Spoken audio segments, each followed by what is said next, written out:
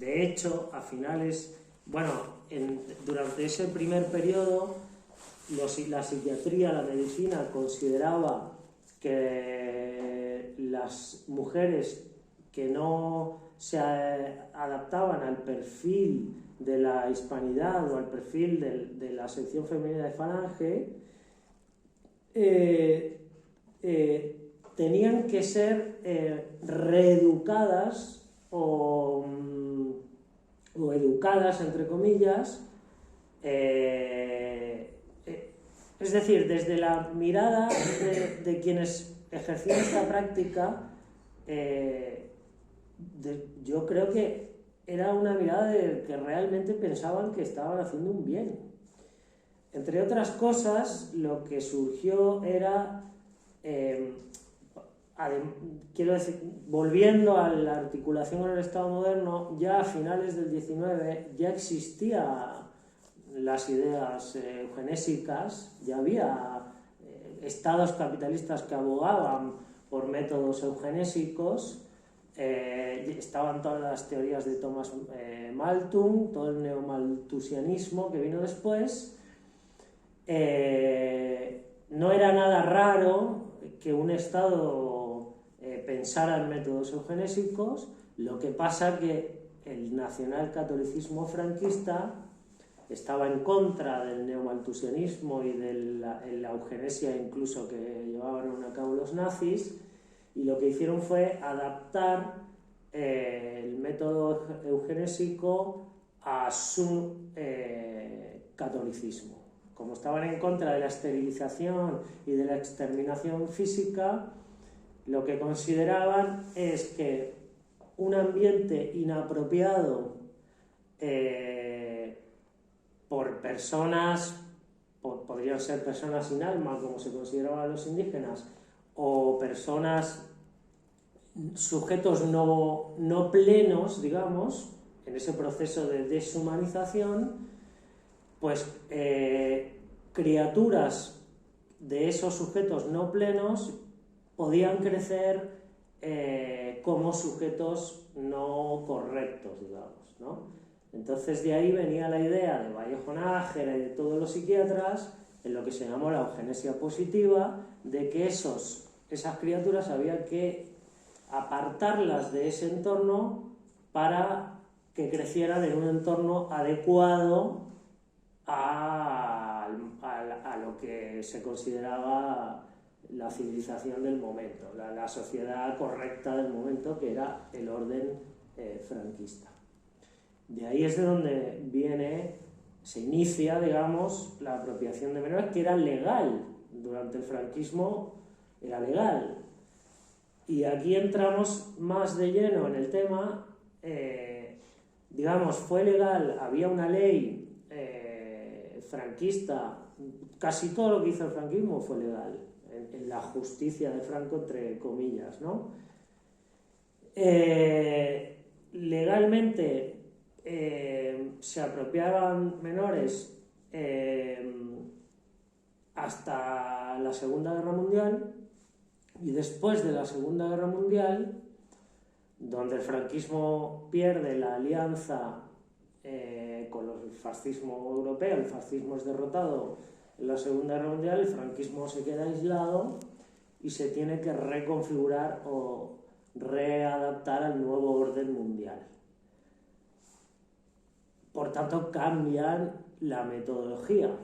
Si bien los psiquiátricos de los primeros años del franquismo, las cárceles de mujeres, las prácticas de apropiación de menores, durante los primeros años del franquismo ya no se podían ejercer bajo las teorías de los psiquiatras, se habla mucho del gen rojo, ¿no? Que es de Vallejo Nájera, ¿no? Que esto de que el gen, que pensaban que el marxismo se heredaba, ¿no? Pero bueno, para mí eso no es tan así, ¿no? Está un poco descontextualizado. No era tanto que se heredaba genéticamente, sino que era más la idea de que un entorno de rojos, vamos a ponerlo así, pues iba a generar una criatura pues roja también, ¿no? Yo iba más por ese lado. digamos, iba más por el lado del fenotipo y no tanto del genotipo. Pero, bueno, entonces toda esa metodología, toda esa práctica desaparece porque como el franquismo se tiene que adaptar al nuevo orden mundial, termina entrando en las Naciones Unidas, termina aceptando el mercado internacional, termina aliándose con Estados Unidos y con el imperio, pues por tanto ya no se podía ejercer una apropiación de menores, digamos, tan abiertamente y legalmente como en los primeros años del franquismo y con el discurso de los psiquiatras como Vallejo Nájera y muchos otros, porque ya eso no era apropiado, digamos, en el orden político del momento. Y aquí es donde entramos en un error garrafal, desde mi punto de vista, de cómo se ha construido la memoria actualmente desde las asociaciones de bebés robados actualmente, porque las investigaciones desde el mundo académico, asumido por la prensa después, que se hicieron, que no son muchas, pero que se hicieron cuando se destapó toda la historia de que eso había continuado durante la monarquía parlamentaria, parten de la base de que como el franquismo se abre a Europa y al mercado internacional en los finales de los mediados de los 50 y especialmente a partir de los 60, pues ya la cuestión de la apropiación de menores ya no era algo ideológico, sino que se convierte en un negocio. No sé si habéis oído hablar del negocio de los bebés robados. Todas las asociaciones de memoria de los bebés robados, menos la que yo pertenezco, y toda la prensa, incluso la prensa supuestamente afín, asume el discurso del negocio de los bebés robados. ¿Por qué? Porque las prácticas tan abiertas de los primeros años del franquismo desaparecen. Y sí, es verdad, desaparecen, pero lo que no desaparece es la ideología. Cuando yo me puse a investigar sobre el tema, todas esas prácticas cambian. Es decir, el patronato, es más, el nacionalcatolicismo se oficializa, el Estado español se hace oficialmente nacionalcatólico en el año 53, con el concordato con la Iglesia Católica del año 53. Antes la Iglesia Católica competía con la Falange. La Falange básicamente se debilita después de la Segunda Guerra Mundial y el nacionalcatolicismo pasa a tener un rol relevante a partir de los años 50. De hecho, el Opus Dei se integra en el Estado al mando de la economía, al mando de la educación, al mando de los medios de comunicación, los propagandistas también. Se firma el concordato del 53 y es el nacionalcatolicismo el que va a vertebrar, digamos, el movimiento, porque el movimiento entra en una crisis interna, porque la Falange no estaba de acuerdo con aliarse con Estados Unidos, entrar en una línea más liberal, digámoslo así, pero es la derecha católica lo que termina articulando todo eso. Por tanto, esa ideología de las monjas respecto al disciplinamiento de la mujer y respecto a apartar a los menores de mujeres que los van a criar mal, continúa, no solo continúa, sino que se refuerza a partir de los años 50. Es decir, al contrario del discurso que se ha construido hasta el día de hoy, que habla del negocio de los bebés robados, es al revés. Es decir, si bien había un negocio, porque bueno, el factor económico está, pero incluso está en el movimiento franquista, es decir, las clases dominantes no se juegan la vida si no es por defender sus privilegios económicos, entre otras cosas. Entonces, además del concordato del 53, el patronato de protección de la mujer, que era una de las instituciones de disciplinamiento y de reeducación, entre comillas, de la mujer, que se funda en el año 41, se reconfigura en el año 52 la Orden de Mujeres Caídas, que era otra institución del franquismo destinada específicamente a las trabajadoras sexuales para reeducarlas, entre comillas, que se funda en el 41 y que tenía lo que se llamaban prisiones especiales de mujeres o reformatorios, donde tú eras trabajadora sexual, pues te mandaban ahí directamente, pero como una actividad educativa, como si fueras a hacer un curso. No era una cárcel en realidad. O sea,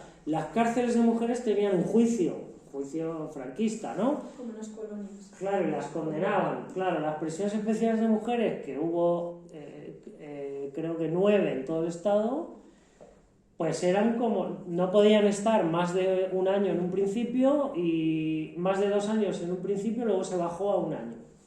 Y era como, para el franquismo era como un intento de ayudar a esas mujeres a reconvertirse al bien, ¿no? Que era el orden católico.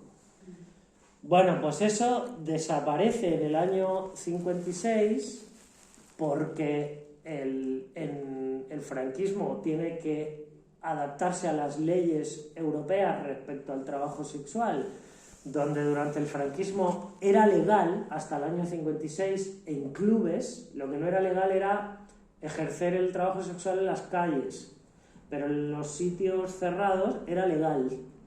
En el año 56 eso cambia, por tanto ya no tenía sentido las prisiones especiales de mujeres. Pero toda esa función que ejercían las prisiones especiales de mujeres pasan a cargo del Patronato de Protección de la Mujer,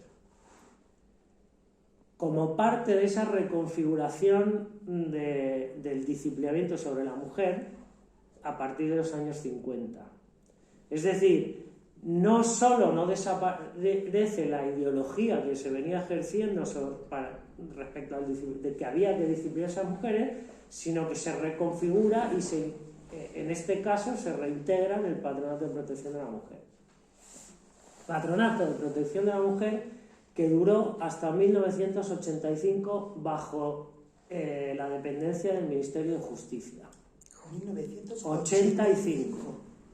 No solo hasta 1985 duró el Patronato de Protección de la Mujer, sino que en los 60 se crea otra institución que es la Asociación Española para la Adopción, que también duró hasta mediados de los 80 bajo la dependencia del Ministerio de Justicia. Y que también tiene denuncias por la apropiación de menores. Claro, podemos hablar de un negocio de los bebés robados.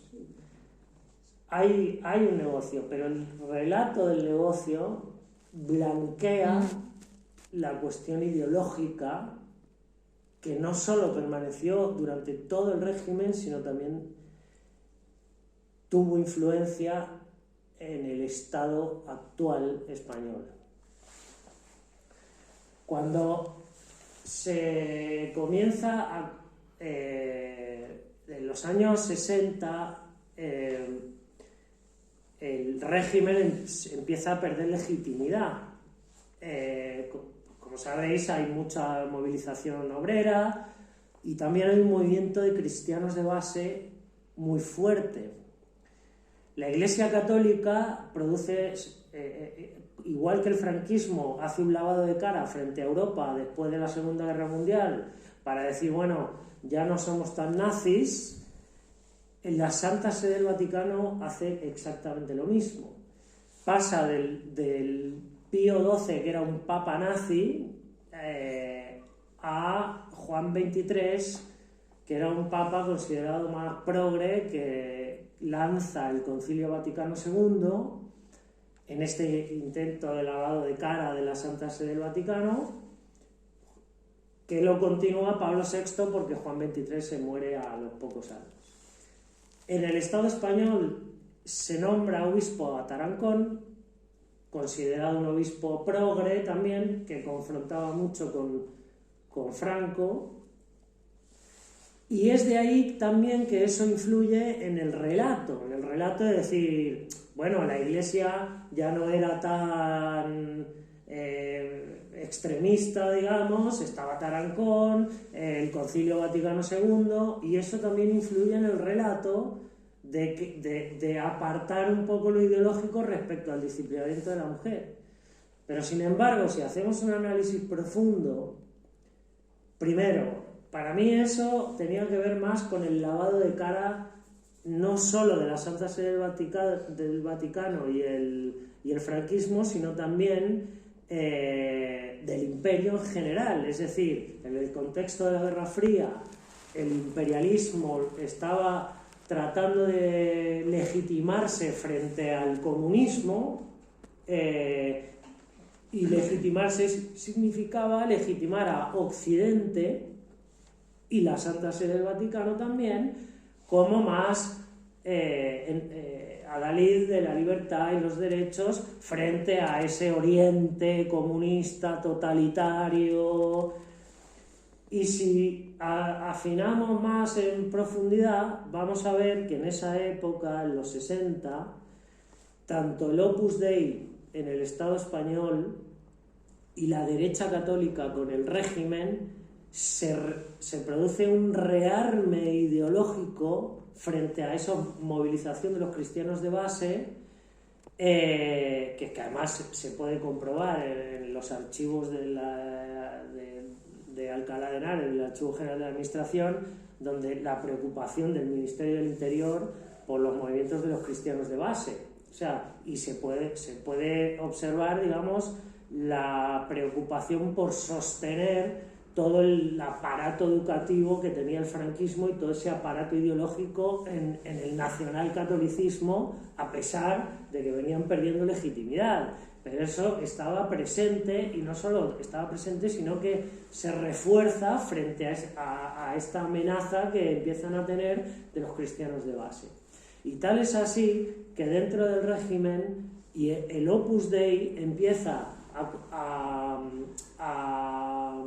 tener alianzas con un sector ultraderechista dentro de la Santa Sede del Vaticano y, por supuesto, Estados Unidos detrás, donde se encontraba Juan Pablo II. Cuando empiezan a construir el proyecto de la transición, junto con Estados Unidos y la Santa Sede del Vaticano, el Opus Dei y la derecha católica en este país, en esa alianza con Estados Unidos y la derecha dentro de la Santa Sede del Vaticano, tuvieron un papel fundamental en construir el Estado que tenemos hoy. Es decir,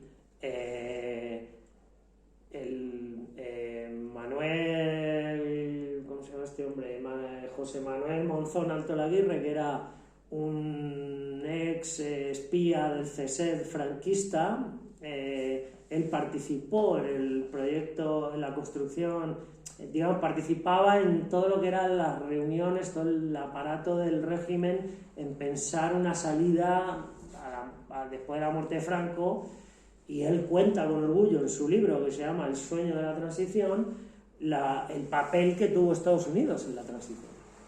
De hecho, Estados Unidos, el interés de Estados Unidos, que digamos apoyó, no solo apoyó, sino que desarrolló de cierta manera el Plan Cóndor en América Latina, la Operación Gladio en Europa, que era una especie de Plan Cóndor a la europea, y el proyecto Yakarta en Asia, todo en la lucha contra el comunismo y contra el no sé qué, todo eso tenía la finalidad de desarrollar después el neoliberalismo, que es lo que pasó en todos estos países. Pues aquí exactamente igual. Es decir, se pactó un proyecto entre el régimen, Estados Unidos, la Santa Sede del Vaticano y la derecha católica, que tuviera una salida al desarrollo del neoliberalismo a cambio de la legalidad del régimen. Que eso fue lo que ocurrió. A tal punto, el papel de la derecha católica fue casi, yo diría, casi más relevante que el papel de los políticos del régimen que participaron en la transición, con personajes como Laureano López Rodó, que era del Opus Dei, que no solo participó en la transición, sino que también formó parte del Comité de la Constitución del 78, y a tal punto que en el año 79 se firma la continuidad del concordato entre el Estado y la Iglesia Católica del 53, con el concordato de 1979, y a tal punto que Juan Pablo II, cuando es nombrado Papa en el año 78, una de las cosas que hace es nombrar al Opus Dei con prelatura personal en la Santa Sede del Vaticano. Es decir, toda esa línea integrista católica que viene de los reyes católicos en adelante, que su objetivo es la unión con el Estado, continúa en la democracia, transición, monarquía parlamentaria en el Estado actual.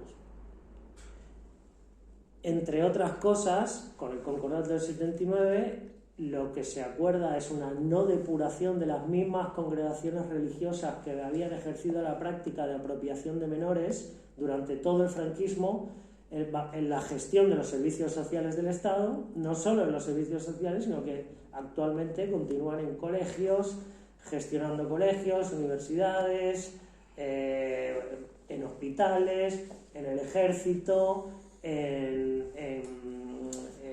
casas de lo que eran casas cuna antiguamente. Es decir, ¿podemos hablar de un negocio de bebés robados? Bueno, puede haber dinero de por medio, como se dice que hay, pero aquí lo que no podemos ignorar es la cuestión ideológica, que al fin y al cabo es lo que le dio la impunidad a todos estos actores que hasta, por lo menos que sepamos, finales de los años 90 continuaron con la práctica de la apropiación de menores. Todos actores que hasta el día de hoy no hay uno solo condenado ni juzgado, simplemente un procesado que fue el doctor Vela, y hay una persona condenada que fue una víctima que denunció a una monja que por decir su nombre en la televisión la monja la denunció a ella y tuvo que pagar 40.000 euros de multa que como no tenía se le cambió por 3 años y medio de prisión. Hasta el día de hoy no se puede decir una cifra de la cantidad de apropiación de menores que hay. Hay una cifra que también es parte para mí de la erróneamente del relato de la memoria, porque se habla de 300.000 bebés robados, cifra que no se sabe de dónde sale porque no se puede comprobar, o sea, porque no, digamos, si hubiese una investigación quizás se podría sacar una cifra estimativa, pero ni siquiera hay una investigación que pueda dar una cifra. Por tanto, lo de los 300.000 no nos debería valer para el relato. De hecho, en El País salió un artículo hace nada de un genetista que niega la apropiación de menores, diciendo, bueno, es que no hay ningún caso confirmado, lo cual es verdad, porque no hay investigación, y que la cifra de los 300.000 es mentira, lo cual también es verdad. Entonces, quiero decir, la importancia de la construcción de un relato de la memoria también es por cosas como estas, que luego la derecha puede decir cosas que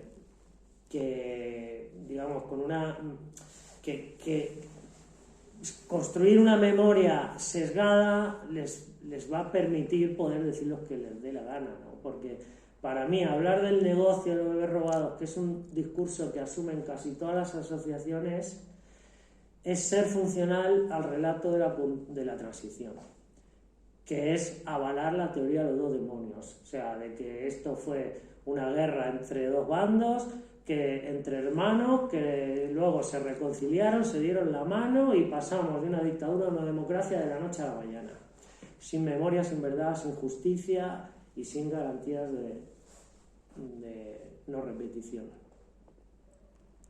Además es tan complejo porque si hay como una asociación de la Santa Sede de Estados Unidos, el franquismo y la derecha católica, es como desentrañable, o sea, cómo incide en un núcleo semejante, ¿no?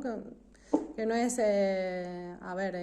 acusamos al franquismo, esto es súper complejo, ¿no? De poder tener éxito con juicios, me imagino.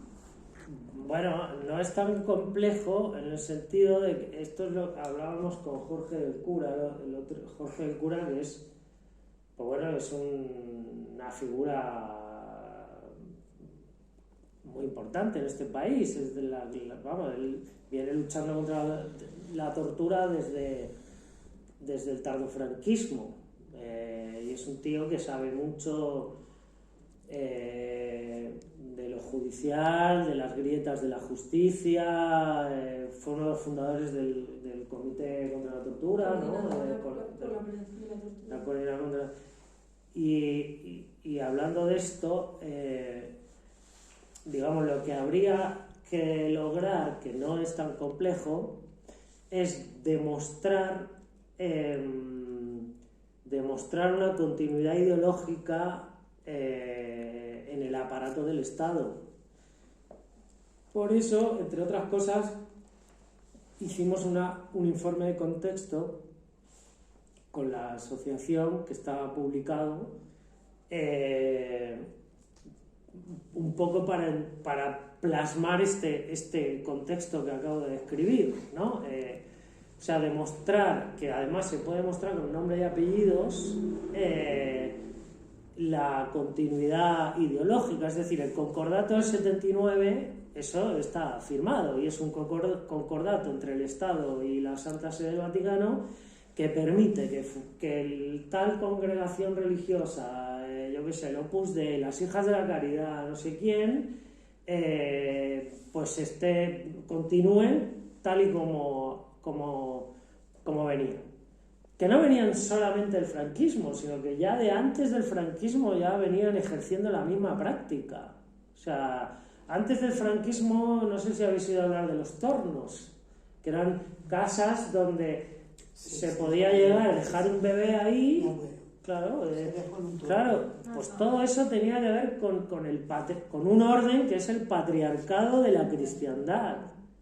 Y no con el franquismo. El franquismo se acoge a ese patriarcado de la cristiandad, que es más bien de un proyecto civilizatorio colonial, y le da rienda suelta. Que otros... El franquismo, claro. Nació antes del franquismo. Lo de los tornos fue antes del franquismo. También existían las casas galeras, las casas de la corrección, y ahí estaban las Hijas de la Caridad, estaban pues muchas congregaciones religiosas que durante la República se las expulsó y durante el franquismo volvieron. Y durante el Estado democrático y la monarquía parlamentaria se les dio continuidad. Y eso es fácil de demostrar. Están las prostitutas, bueno, no sé qué congregación exactamente, ahora le llaman Fundación Amaranta, pero detrás de la Fundación Amaranta está una congregación religiosa. La Fundación Amaranta lleva mujeres de trata, sí, lleva mujeres de violencia. Las Oblatas por la Redención. No, la tengo aquí, pero no me sale, pero es una fundación religiosa de monjas. Ya, sí. Se llama Fundación Amaranta, pero detrás están ellas, que son las que mandan, son las que tienen el dinero, son las que piden al Estado. Sí. Efectivamente, es una congregación religiosa. Ahí están haciendo lo mismo que estaban haciendo. Yo te escucho decir Hija de la Caridad y se me corta. Yo tuve la desgracia de ir de pequeña a uno de los colegios de la Hija de la Caridad, sí, donde el proyecto educativo era básicamente disciplinar a los pobres. De hecho lo he contado un montón de veces. O sea, yo he ido a mi colegio y los insultos habituales eran tú, hijo del barrendero, vas a ser más desgraciado tu padre, pegar a los niños porque tú eres igual que tu padre que enterrado. Bueno, o sea, una cosa Dios. era educar en el miedo y torturar básicamente a niños de gente trabajadora. Sí, torturar. Era básicamente eso. Sí. Pero yo que lo escucho y, oye, y yo nací en 1985, ¿eh? Sí, sí. O sea que yo... Sí. Y he tenido que aguantar en el sistema nacional educativo concertado. Madre mía. Diré el proyecto educativo de esa señora. Sí. Por llamarlo de alguna forma. Los colegios ¿Ya te decías la tía monja esa que decías? Ah, no, yo no he tenido tía monja. ¿O quién era? Pues el tema este caso. de los niños robados, claro, es que de casualidad, por las mismas circunstancias precisamente de disciplinamiento de los pobres más rojos, mi abuela acaba trabajando en un hospital de esa señora, un hospital de ancianos, de limpiadora, ¿no? Y esto es en los años 70, no sé exactamente qué año, pero sí que en los años 70 porque, bueno, pues por cuestión de cronología de en qué momento mi abuela se fue a trabajar en eso, ¿no? Cuando nació mi tía pequeña. Entonces ya empiezo a trabajar ahí, luego mi madre trabajó también en ese hospital. Y esto en mi familia es un comentario habitual, o sea, claro, ya no me sé los motes porque son gente de mi pueblo que yo ya no conozco y tal, pero fulanito de Copa tuvo un hijo y se lo dieron a una señorita de Murcia, porque mujer sola, embarazada sola, joven, pues fue allí y tal y se lo dieron a una señorita de no sé qué sitio. O pobre. Yo tengo pobre avanzado. pacientes que me han dicho... ¿Cuál era? Hombre, obviamente que había una visión obviamente de desconfianza y de... No había el tema del negocio, sino la visión de desconfianza de mira lo que hace esta gentuza, que es lo que han hecho siempre, ¿no? Pero al final, ¿cuál es la justificación? Bueno, mira, por lo menos eso le van a dar de Ya. Le ha quitado al niño, efectivamente, pero mira, pues por lo menos esa familia que vive en no sé qué ciudad, pues por lo menos le va a dar de comer. Incluso, yo recuerdo un caso, pero que no puedo identificar porque es que no sé, recuerdo comentar y todavía le sigue dando dinero a fulanito de Copa, todas las navidades le sigue dando por haberle dado al chiquillo. O sea que eso debía ser y esto estoy hablando de un hospital de ancianos donde había paritorio, no había paritorio en toda la comarca, el paritorio estaba a hora y media. O sea que toda la que paría en un hospital y tenía la suerte de hacerlo era allí y muchas veces concertado, pues para parir y el niño a cualquier señorito de tasar. Era como una práctica normalizada ya. Sí. Absolutamente, y el tema era, bueno, pues por lo menos ayuda a comer. Yo tengo pacientes en el pueblo donde voy, en Villanueva Algaidas.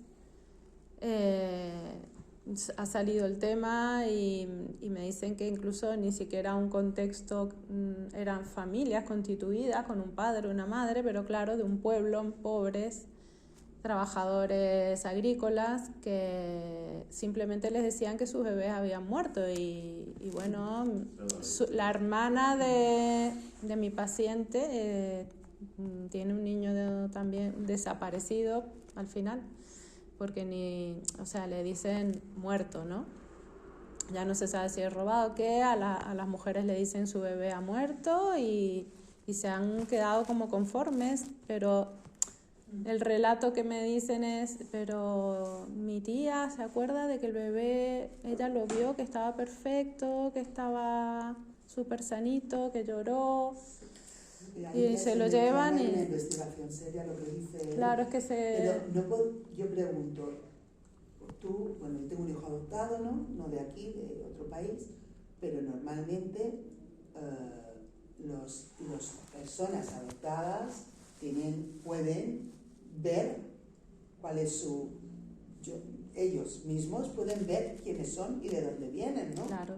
Es decir, esas personas adoptadas sí pueden ver qué hay detrás de ellos, quiénes son sus padres, por dónde vienen, por lo menos ellos sí podrían investigar. Yo, por ejemplo, lo tengo todo guardado en mi hijo y cuando mi hijo quiera lo acompaño y si no, para que vaya y investigue más si puede, ¿no? Ojalá pudiera investigar todo lo que pueda y más. Aquí en España es muy fácil, se supone, más fácil que donde mi hijo quede en Marruecos, ¿no? A mí me dijeron que aquí en España no hay ningún problema. Hay una asociación, la Junta de Andalucía tiene recursos para ayudarte y para informarte y para acompañarte y para ponerte en contacto con tu progenitor biológico y preguntarle si quiere conocerte, no sé, Pero habrá una que ver serie de de cosas que cuánto- dije, qué maravilla, ojalá mi hijo fuera de aquí, ¿no?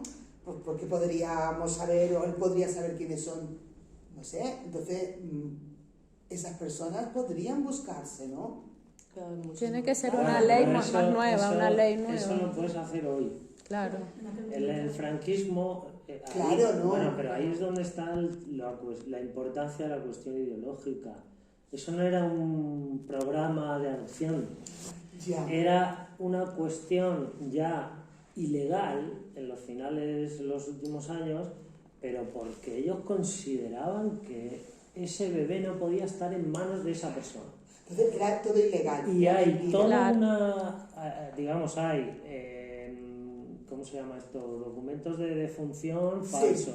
Hay, Eso, que se morían. Incluso hay, O no hay. se sabe, Porque van a o no pedirlo hay. y no O hay. se sabe que los médicos, con las monjas, incluso con el funerario del cementerio, que todos trabajaban Vale.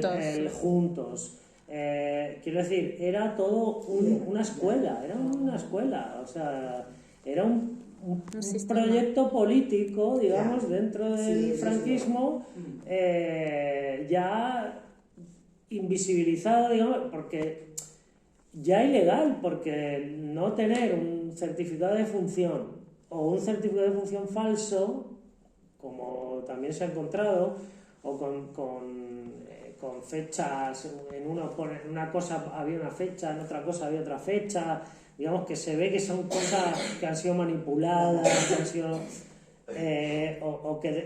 y luego además que de repente llegaban y te decían, tu hijo está muerto, o te lo enseñaban un día y al día siguiente te decían, sí, está todo bien, y al día siguiente te decían, no, ha muerto. Y te drogaban para que la leche ya no te saliera. También te O sea, drogaban, y luego, otras cosas. claro, luego tú te ibas a tu casa. Pero eso que muertos Franco para todavía lo enseñar. puedo concebir, pero después, que yo he escuchado que Ya, hay casos pero- de después. Sí, pero los casos de después hacían esto. O sea, El mismo tú te programa. ibas a tu casa pensando que tu hijo había muerto.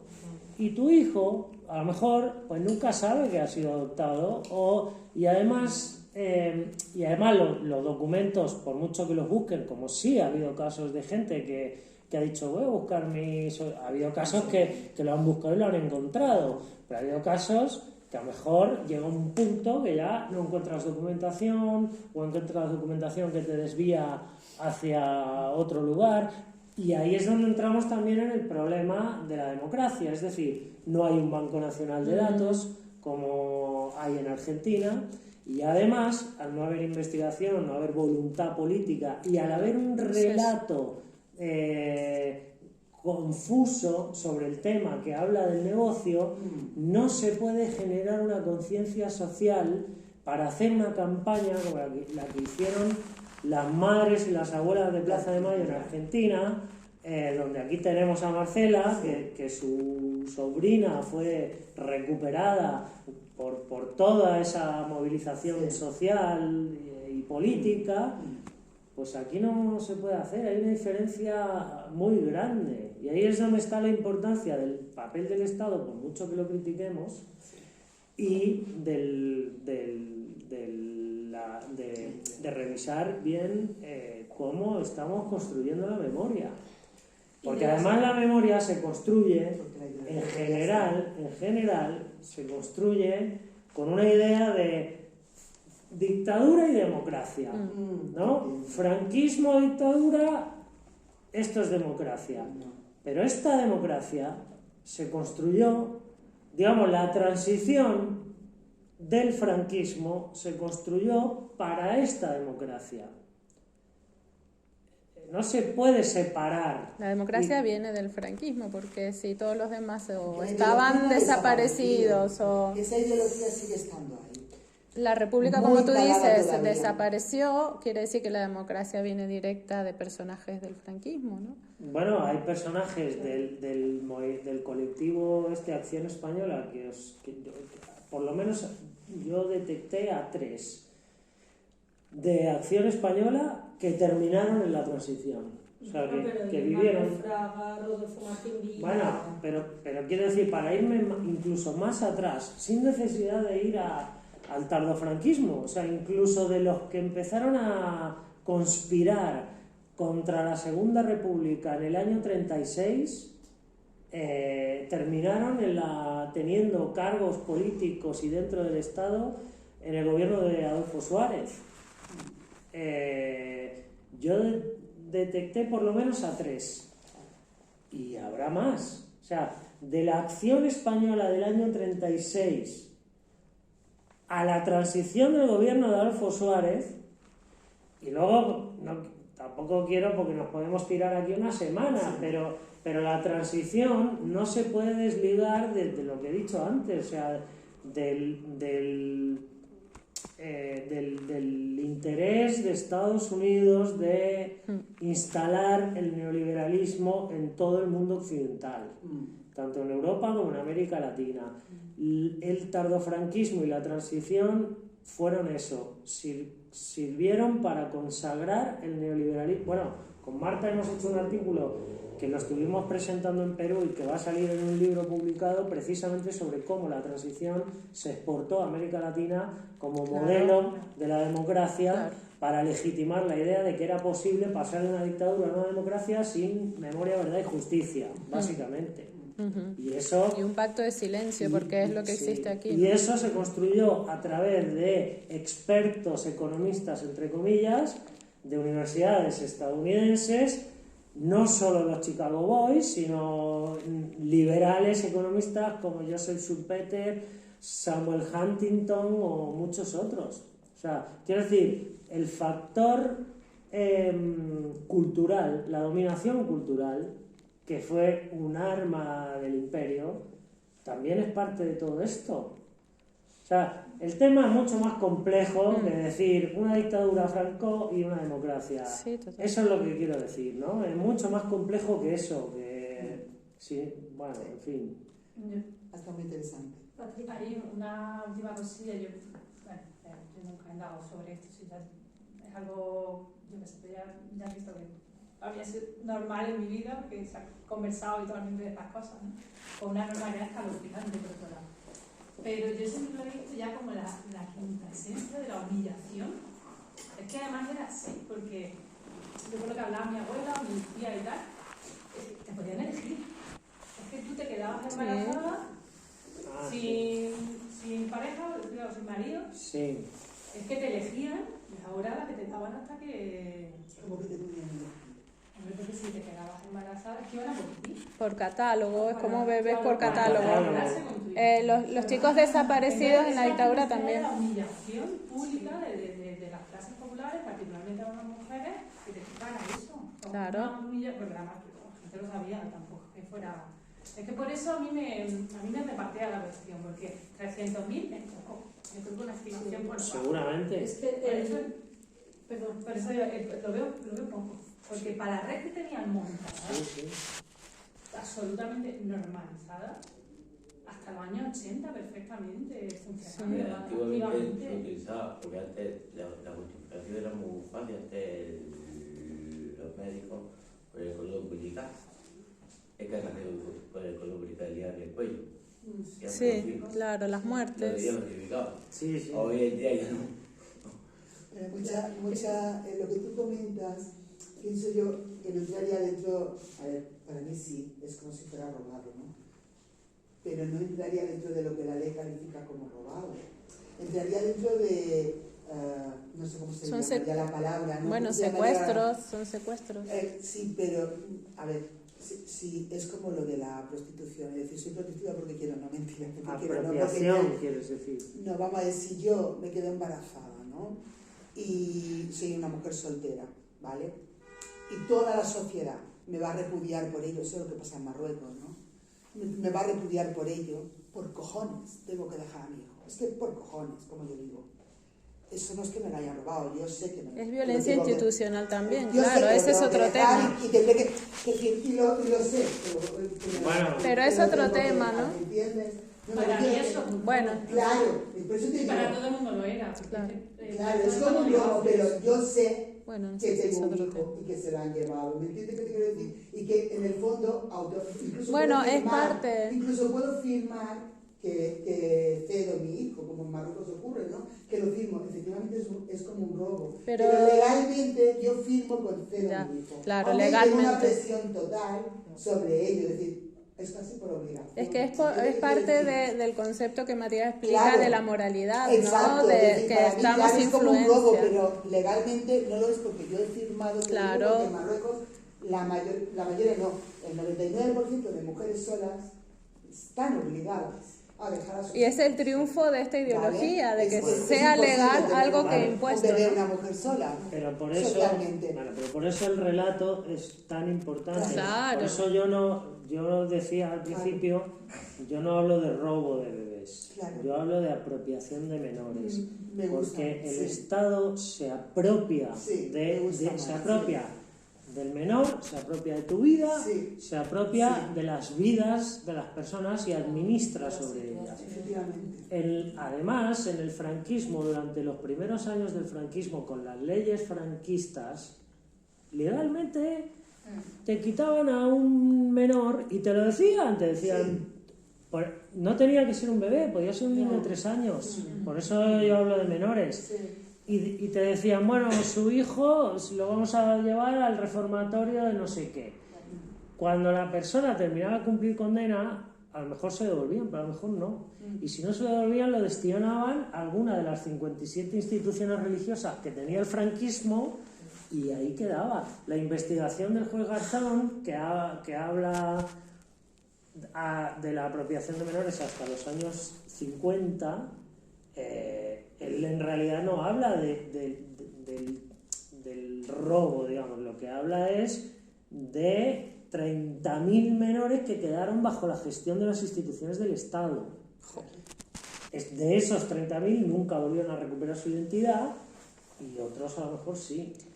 Pero... Y estos niños que se iban a Estados Unidos, la típica imagen de... ¿Es parte? No, bueno, luego hubo niños de la República que cuando fue el golpe de Estado se fueron. Pero eso es para protegerlos de su propia, de la violencia. Sí. Era la URSS, no más. Sí, sí, Pero sí. también lo importante, aparte de Matías decía, por ejemplo, o sea, la importancia que tiene, obviamente, la voluntad política para que hoy también Claro. se explican estas cuestiones, y también hacer valer las asociaciones, aunque con muchas fallas, pero por ejemplo la asociación de Matías, que ahí eso también hace, o sea, es un soporte para las propias mujeres, sobre todo, Claro. también algunos hombres, pero mujeres que como decíamos, o sea, porque a lo mejor Matías podías también hablar de eso, de algunas compañeras. Tenemos una amiga de Pilar, que es de la asociación, que ella en el año 73 la robaron con 20 años, ¿no? 21, la robaron, o sea, nació bien su bebé ahí en Madrid y de hecho eso a los días le dijeron ya que había muerto, lo que sea. Y claro, con todo el duelo, todo el dolor, porque también pensaban, ¿cómo me van a hacer esto? ¿No? Con 20 años, ¿cómo me van a hacer esto? Las monjitas, no sé qué, lo que sea. Y fue en el 2010 cuando ya todo esto estalló, que sí, también el diario de Patricia, ¿no? ¿Os acordáis? Sí. Ahí que empezaban a hablar. Empezaron a hablar bastantes y justo de hecho fue por lo que decía Matías de la única mujer condenada fue la que a la Sor esta que también tenía muchos casos, fue ella sí. Y entonces ahí fue cuando ella dijo, esta mujer, ¿no? Que os decimos que se lo robaron en el 73, fue cuando dijo, pero si a mí me hicieron eso, con el mismo modus operandi. Algunas les enseñaban el feto, o sea, una crueldad además. Entonces, eso ha seguido así, pero además eso, que es que muchas, incluso mujeres, madres y mucho más eso, los hijos e hijas, nunca van a saber si no hay, como decía Matías, también perseverancia en la investigación. y un apoyo social. Sí. Un apoyo social que esto... Pero ahora lo quitaron a raíz de que la gente iba saliendo buscando a hermanos, lo quitaron Claro. de él, para que no se viera lo que había. De 300.000 poco me parece. Bueno, pero por eso mismo tampoco hay que decirlo, porque Claro. es que esa es la... Deberíamos de pedir una investigación investigación sobre Mira, la ahora sociedad. simplemente con Sí, lo pedirán, Bueno, ¿no? lo que vienen pidiendo. con Lo vienen con pidiendo los ellos Pero mismos. abusos de deberíamos menores de a la iglesia. Ponernos Imaginaros. más en serio con eso, ¿no? Claro, A por ver, eso de hecho- Matías, que quería yo que contara De todo hecho, lo que hacen. De ¿no? hecho, hay un proyecto de ley que se presentó con nuestra asociación y otras. Hay un proyecto de ley del robo de bebés, ¿no? Que vamos a llamarlo así porque es como se llama cotidianamente, ¿no? Pero hay un proyecto de ley, salió la Ley de Memoria Democrática, como no sé, como Sí, sabéis, ¿no? sí. Salió en Sí. el 2022. Sí. Pero lo de los bebés va aparte, ¿no? Porque además es un tema, como digo, como está considerado un negocio, como se construye de la memoria de esta manera, pues